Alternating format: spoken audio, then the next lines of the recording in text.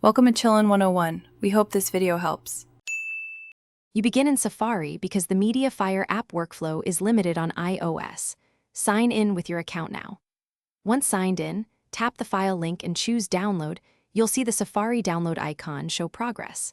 After the download finishes, open the Safari Downloads list, tap the magnifier and select Move to Files. Choose a folder in iCloud Drive or on my iPhone so iOS can manage the file for the next steps. Once the file is in Files, navigate to its folder and inspect the item. If it's a zip, long press and choose Quick Look or Extract. This unpacks into a subfolder so you can access each file. If Quick Look won't extract, use a lightweight unzip app from the App Store and import the zip from Files. This is why you moved it into Files. For media files, tap Share and Save to Photos or Open in an app that supports the codec so you can play or edit. Finish by opening each file from Files and using Share to save to Photos or copy to the app you need. This guarantees permanent access.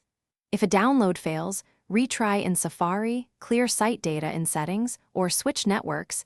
Intermittent connections often cause corrupt files. If extracted contents are broken, re-download the original. Zip from Mediafire and extract with a dedicated unzip utility in Files. That fixes most integrity.